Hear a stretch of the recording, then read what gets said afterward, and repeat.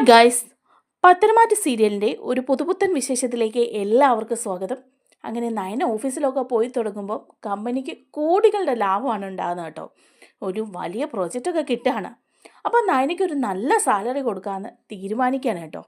ഇതവിടെ ഒരു പൊട്ടിത്തെറി ഉണ്ടാക്കുകയാണ് അനാമികയൊക്കെ.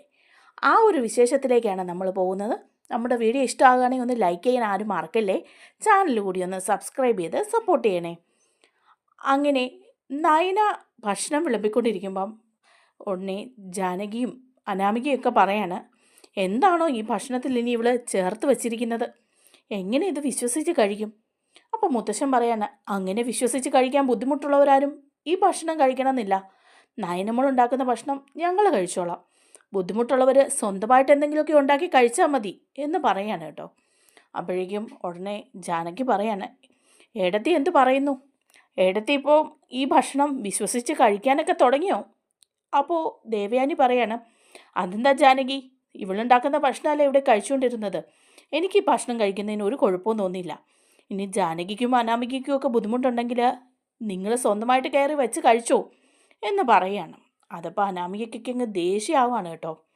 അതേസമയം മുത്തശ്ശൻ പറയാണ്, ഇവിടെ ഇങ്ങനെയാണെങ്കിൽ നയനമോളുടെ ഭക്ഷണം കഴിക്കാൻ എല്ലാവർക്കും ബുദ്ധിമുട്ടാണെങ്കിൽ ബാക്കി പെണ്ണുങ്ങളൊക്കെ ഇവിടെ ഉണ്ടല്ലോ, നിങ്ങൾക്ക് എല്ലാവർക്കും കൂടെ അടുക്കളയിൽ കയറി ഭക്ഷണം ഉണ്ടാക്കാം. അനാമികയാണെങ്കിൽ നന്നായിട്ട് പാചകം ചെയ്യുമെന്നും പറഞ്ഞു. ഒരു കാര്യം ഞാൻ തീരുമാനിക്കട്ടെ ദേവയാനി എന്ന് ചോദിക്കാണ്. അപ്പോൾ ദേവയാനി പറയുക, എന്താച്ചാ? അത് നയനമോൾ ഇനി മുതൽ എന്നാൽ ഓഫീസിൽ പോട്ടെ, ആദർശനോട് സപ്പോർട്ടാവും. കമ്പനിയിൽ നല്ല ലാഭമാണ് ഉണ്ടായത് നയനമോൾ പോയപ്പം. കാരണം നയനമോളുടെ ഡിസൈന് കോടിക്കണക്കിന് രൂപ വിലയ്ക്കാണ് വിറ്റുപോയത്. അതുപോലെ നമ്മുടെ കമ്പനിയിൽ ഇത്രയധികം ലാഭം ഉണ്ടാകാൻ കാരണവും നയനമോൾ ഡിസൈൻ ചെയ്യാൻ തുടങ്ങിയ പിന്നെയാണ്. വളരെ പേരും പ്രസക്തിയൊക്കെ ഉണ്ട് നയനമോൾക്ക്. അതുകൊണ്ട് വീട്ടിലിങ്ങനെ ചുമ്മാതിരിക്കാതെ എന്നാൽ ഓഫീസിൽ പോട്ടെ അല്ലേ ദേവയാനി എന്ന് ചോദിക്കുകയാണ്. അപ്പോൾ അത് കേട്ടോണ്ട് ജലജ പറയാണ്, പിന്നെ ഇവളിനി ഓഫീസിൽ പോകാനോ? ഏടത്തി വിട്ടത് തന്നെ. ഇവിടെ ഒരു 100 കൂട്ടം പണി കിടക്കാണ്. ഇവള് കുറച്ച് നാൾ ഇവിടെ ഇല്ലാതിരുന്നപ്പം ഞങ്ങളൊക്കെ എന്തുമാത്രം ബുദ്ധിമുട്ടിയെന്നറിയാവോ? ഇനിയിപ്പോൾ ഇവൾ ഓഫീസിൽ പോകാൻ തുടങ്ങിയാൽ ഇവിടുത്തെ ജോലികൾ ആര് ചെയ്യുമെന്നാ? ഏടത്തി അതിനൊന്നും സമ്മതിക്കില്ല എന്ന് ഞങ്ങൾക്കറിയാം. അപ്പോഴേക്കും ഉടനെ ജലജയും പറയുന്നത് കേട്ടുകൊണ്ട് തന്നെ ജാനകിയും പറയാണ് കേട്ടോ, അതെ, ഏടത്തി സമ്മതിച്ചിട്ട് ഇവൾ ജോലിക്കൊന്നും പോകില്ല. ഇവളെടുത്ത് അടുക്കളയെ പണി ചെയ്താൽ മതി, അല്ലാതെ ഓഫീസിൽ പോയി സുഖിച്ചിരിക്കാനൊന്നും പോകണ്ട അല്ലേ ഏടത്തി എന്ന് ചോദിക്കുമ്പം ദേവയാനിക്ക് അത്ര അങ്ങ് ഇഷ്ടപ്പെടുന്നില്ല കേട്ടോ. ജാനകിയൊക്കെ അങ്ങ് കയറി പറയുന്നത്. ദേവയാനി പറയാം, അതെന്താ ജാനകി, നയന ഓഫീസിൽ പോയാൽ എന്താ കുഴപ്പം? അവളൊരു നല്ല ഡിസൈനറാണ്. അവളുടെ ഡിസൈനുകൾക്കൊക്കെ ഭയങ്കര വിലയാണ്. എല്ലാവർക്കും വലിയ താല്പര്യമാണ്. അങ്ങനെയപ്പം അവൾ ഓഫീസിൽ പോയി വർക്ക് ചെയ്താൽ നമ്മുടെ കമ്പനിക്ക് തന്നെയല്ലേ ലാഭം? അത് നമുക്കെല്ലാവർക്കും അല്ലേ നല്ലത്? അവൾ ഓഫീസിൽ പോട്ടെ. അപ്പോഴേക്കും ഉടനെ അനാമിക ചോദിക്കുക, വല്യമ്മ തന്നെയാണ് ഈ പറയുന്നത്? എന്താ വല്യമ്മ ഇത്? നേരത്തെ ഈ കാര്യം പറഞ്ഞപ്പം വല്യമ്മയ്ക്ക് ഇതിനോട് താല്പര്യമില്ലായിരുന്നല്ലോ. നയന ഓഫീസിൽ പോകണ്ടെന്നാണല്ലോ പറഞ്ഞത്. ഇപ്പം എന്താ ഇങ്ങനെ മാറിയത്? നയന ഓഫീസിൽ പോയിക്കോട്ടെ എന്ന് വല്യമ്മ സമ്മതിക്കുകയാണോ? ഒന്നും ചിന്തിക്കാതെയാണോ വല്യമ്മ ഈ പറയുന്നത്? അപ്പോഴേക്കും ദേവയാനി പറയാണ്, ഒന്നും ചിന്തിക്കാതൊന്നും അല്ല ഞാൻ പറയുന്നത് അനാമികെ, നന്നായിട്ട് ചിന്തിച്ചിട്ട് തന്നെയാണ്. നയന ഇവിടെ ഭക്ഷണം ഉണ്ടാക്കുമ്പം നയനയുടെ ഭക്ഷണത്തിന് രുചി പോരാ, അതുപോലെ തന്നെ പേടിച്ചിട്ട് കഴിക്കാൻ പറ്റില്ല എന്നൊക്കെ നിങ്ങളൊക്കെ തന്നെയല്ലേ പറയുന്നത്. ഭക്ഷണം ഉണ്ടാക്കാതെ ഇവളിവിടെ വെറുതെ ഇരിക്കണ്ടല്ലോ. അവൾ കമ്പനിയിൽ പോട്ടെ, അവിടെ ജോലി ചെയ്യട്ടെ, ആദർശനൊരു സപ്പോർട്ടാവും, നമ്മുടെ കമ്പനിക്ക് ഒരു വരുമാനവും വാങ്ങും. അപ്പോഴേക്കും നയനയ്ക്ക് ഇത് കേൾക്കുമ്പോൾ സന്തോഷമാവുകയാണ് കേട്ടോ. അപ്പോൾ മുത്തശ്ശനും പറയുന്നുണ്ട്, ദേവയാനി പറഞ്ഞത് നേരെ തന്നെയാണ്, നാളെ മുതൽ നയന മോളെ ഓഫീസിലേക്ക് പോയിക്കോ. അപ്പോൾ ദേവയാനിയോട് ചോദിക്കുകയാണ് നയന, അമ്മ പറഞ്ഞത് സത്യം തന്നെയാണോ? നാളെ മുതൽ ഞാൻ ഓഫീസിലേക്ക് പോയിക്കോട്ടെ? ദേവയാനി സമ്മതിക്കുകയാണ് കേട്ടോ. അപ്പോൾ അത് കേൾക്കുമ്പോൾ നയനയ്ക്ക് ഭയങ്കര സന്തോഷമാവുകയാണ്. മറ്റുള്ളവർക്ക് മൂന്നുമൂർക്കും ദേഷ്യപ്പെട്ട് ഭക്ഷണത്തിൻ്റെ മുമ്പിൽ നിന്ന് എണീറ്റ് പോവുകയാണ്. അങ്ങനെ നയന ഓഫീസിലൊക്കെ പോയി തുടങ്ങുകയാണ് കേട്ടോ. ഓഫീസിലൊക്കെ പോയി തുടങ്ങുന്ന നയനയ്ക്ക് വണ്ടിയുടെ ആവശ്യം വരുമ്പം മുത്തശ്ശൻ വണ്ടിയും കൊടുക്കുന്നുണ്ട്. ദേവയാനി തന്നെയാണ് മുത്തശ്ശനോട് ചെന്ന് പറയുന്നത്, അച്ഛാ, നയനയ്ക്ക് യാത്ര ചെയ്യാനൊക്കെ ബുദ്ധിമുട്ടാണ്. കാരണം ആദർശ് രാവിലെ പോകുമ്പോൾ പിന്നെ നയന വണ്ടിയൊക്കെ പിടിക്കണം. അപ്പോൾ ഓഫീസിലെത്താനൊക്കെ ലേറ്റാകും. നമ്മുടെ ഇവിടെ വണ്ടിയും ഡ്രൈവറും ഒക്കെ ഉണ്ടല്ലോ, ഒരു വണ്ടി നമുക്ക് അവൾക്ക് കൊടുത്താലോ? മുത്തശ്ശൻ പറയാണ്, ദേവയാനി, നീ എന്താ ഇപ്പോൾ ഇങ്ങനെ മാറിയത്?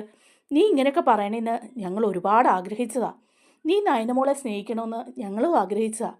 ഇപ്പോൾ നീ ഇങ്ങനെയൊക്കെ പറയുന്നത് കേൾക്കുമ്പോൾ ഭയങ്കര സന്തോഷം തോന്നുന്നുണ്ട് ദേവയാനി എന്ന് പറയണം. അങ്ങനെ മുത്തശ്ശൻ വണ്ടിയുടെ താക്കോല് കൊടുക്കുകയാണ് കേട്ടോ. ആ സമയത്ത് അനാമികയ്ക്ക് ദേഷ്യം വരാണ്.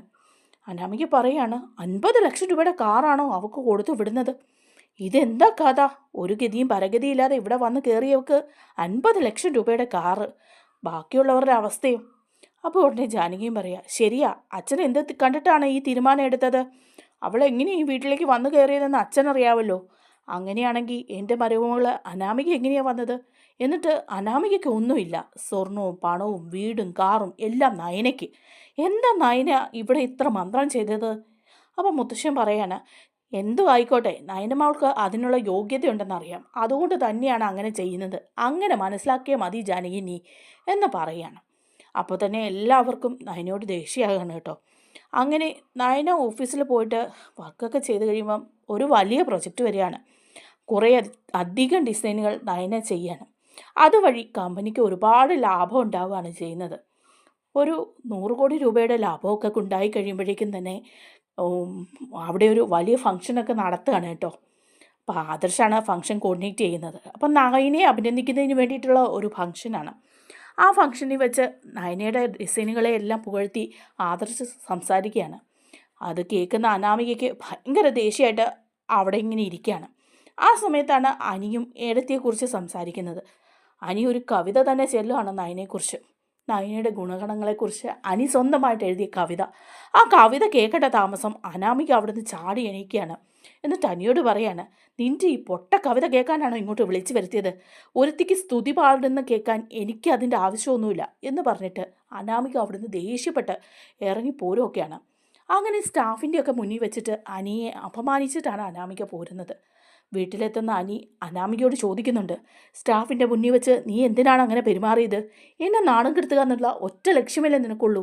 അപ്പം അനാമിക പറയാണ്, പിന്നെ ഒരാൾക്ക് സ്തുതി പാടാൻ വേണ്ടി അവൻ കുറേ കവിത എഴുതുന്നു, അല്ലാതെ നിന്നെക്കൊണ്ട് എന്തെങ്കിലും കഴിവുണ്ടോ?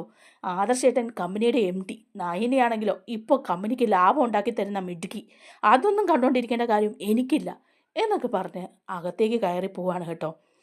അതിനൊക്കെ ശേഷം ദേവയാനി മുത്തശ്ശനോട് പറയുന്നുണ്ട്, അച്ഛാ, നയന കമ്പനിക്ക് വേണ്ടി 1000 കോടി രൂപയുടെ ലാഭമല്ലേ ഉണ്ടാക്കിയിരിക്കുന്നത്. ഇത്രയും ലാഭം നമ്മുടെ കമ്പനിക്ക് ഉണ്ടാക്കിയപ്പോഴേക്കും നയനയ്ക്ക് എന്തെങ്കിലും ഒരു ഗിഫ്റ്റ് കൊടുക്കണ്ടേ? മുത്തശ്ശൻ പറയാണ്, ശരിയാ മോളെ, ഞാനും അത് ആലോചിച്ചുകൊണ്ടിരിക്കുകയാണ്. അവളെ എത്ര പ്രശംസിച്ചാലും മതിയാവില്ല. നമ്മുടെ കുടുംബത്തിൻ്റെ ഐശ്വര്യം നയനമോള് തന്നെയാണ് ദേവയാനി. അവൾക്ക് എന്ത് കൊടുത്താലും മതിയാവില്ലെന്നറിയാം. അപ്പം ദേവയാനി പറയാണ്, അവളിപ്പോൾ ജോലിക്ക് പോകുന്നുണ്ടെങ്കിലും സാലറിയൊന്നും അവൾ വാങ്ങിക്കുന്നില്ല, അവൾക്ക് സ്വന്തമായിട്ട് പണമൊന്നും കൊടുക്കുന്നില്ല. അവളുടെ ആവശ്യങ്ങൾക്ക് ആദർശ് കൊടുക്കുന്നുണ്ടെങ്കിൽ പോലും അവൾക്ക് ഒരു സാലറി നമുക്ക് കൊടുത്താലോ എന്ന് ചോദിക്കാൻ. അപ്പം മുത്തശ്ശൻ പറയാം, സാലറിക്ക് വേണ്ടി നയനമോള് വർക്ക് ചെയ്യുമെന്ന് തോന്നുന്നുണ്ടോ നിനക്ക്? ഏയ് അങ്ങനെയില്ല, പക്ഷേ മറ്റുള്ളവരുടെ മുമ്പിൽ അവൾക്കൊരു വില കിട്ടണമെങ്കിൽ അവൾക്കൊരു സാലറി നമ്മൾ കൊടുക്കണം എന്ന് പറയാണ്. ഒരു 2 ലക്ഷം രൂപ അവൾക്ക് സാലറി ആയിട്ട് നമുക്ക് കൊടുത്താലോ? അപ്പോഴേക്കും മുത്തശ്ശൻ പറയാണ്, ഇതുപോലൊരു തീരുമാനമൊക്കെ എടുക്കണമെന്ന് ഞാനും ആഗ്രഹിച്ചാണ്. നാളെ എല്ലാവരുടെയും മുന്നിൽ വെച്ച് ഞാനത് പറയാം. അപ്പോൾ വീട്ടിലുള്ള മറ്റുള്ളവരുടെ മുമ്പിലും അവൾക്കൊരു വിലയൊക്കെ ഉണ്ടാവും എന്ന് മുത്തശ്ശൻ പറയാണ്. അങ്ങനെ എല്ലാവരും കൂടെ നിൽക്കുമ്പോഴേക്കും നയന ഓഫീസിൽ പോകാനായിട്ട് ഇറങ്ങുകയാണ് കേട്ടോ. ആ സമയം മുത്തശ്ശൻ വിളിക്കുകയാണ്, നയനമോളെ ഇങ്ങോട്ട് വന്നേ. ഇന്നലത്തെ ഫംഗ്ഷനൊക്കെ മുത്തശ്ശൻ അറിഞ്ഞു. ഇത്രയും ലാഭമാണ് നമ്മുടെ കമ്പനിക്ക് ഉണ്ടാക്കിയത്. ആദർശ് MD ആയതിന് ശേഷവും നയന ജോയിൻ ചെയ്തതിന് ശേഷവും കമ്പനിക്ക് വെച്ചടി കയറ്റമാണ് ഉണ്ടാകുന്നത്. നമ്മുടെ ഡിസൈനുകളൊക്കെ ലോകോത്തര നിലവാരത്തിലേക്കാണ് പോകുന്നത്. അതിൻ്റെയൊക്കെ കാരണക്കാരി മോള് തന്നെയാണ്. അതുകൊണ്ട് മോളിപ്പം സാലറി ഒന്നും വാങ്ങാതെയല്ലേ കമ്പനിയിൽ ജോലി ചെയ്യുന്നത്. ഇതിൻ്റെ ഒരു വിധം മോക്കും വേണ്ടേ?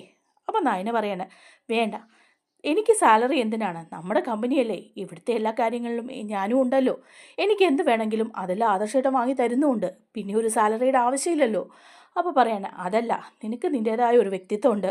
എല്ലാവരുടെയും മുമ്പിൽ നിനക്കൊരു സാലറി വേണം. നിനക്ക് സ്വന്തമായിട്ട് ഒരു 2 ലക്ഷം രൂപ സാലറി മാസം തരാൻ തീരുമാനിച്ചിരിക്കുകയാണ് എന്ന് പറയുകയാണ് കേട്ടോ.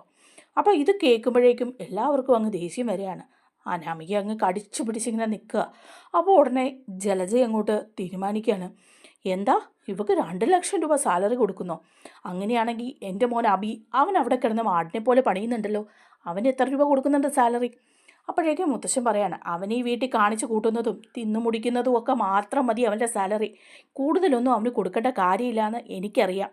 അതുപോലല്ല നയനമോള്, കമ്പനിക്ക് വേണ്ടി ആത്മാർത്ഥമായിട്ട് ജോലി ചെയ്യുന്നുണ്ട് അവൾ. അഭി എന്താ ചെയ്യുന്നത് അവിടെയെന്ന് നീ കൂടുതലൊന്നും പറയണ്ട ജലജെ. അപ്പോൾ അനാമികയ്ക്ക് ഇതൊന്നും ഇഷ്ടപ്പെടുന്നില്ല കേട്ടോ. അനാമിക ഇങ്ങനെ ദേഷ്യം കടിച്ച് പിടിച്ച് നിൽക്കുകയാണ്. അതേസമയം നയനയോട് ദേവയാനിക്കുള്ള ഇഷ്ടമൊക്കെ പുറത്തേക്ക് വരികയാണ്. എല്ലാവർക്കും അങ്ങനെ സംശയമൊക്കെ വരികയാണ്. ഇനി അടിപൊളി എപ്പിസോഡുകളാണ് വരാൻ പോകുന്നത്. ദേവയാനി നയനയെ സ്നേഹിക്കുന്ന എപ്പിസോഡുകളാണ് വരാൻ പോകുന്നത്. നമ്മുടെ വീഡിയോ ഇഷ്ടമായാലോ ഒന്ന് ലൈക്ക് ചെയ്യണേ, ചാനൽ കൂടി ഒന്ന് സബ്സ്ക്രൈബ് ചെയ്ത് സപ്പോർട്ട് ചെയ്യണേ. താങ്ക്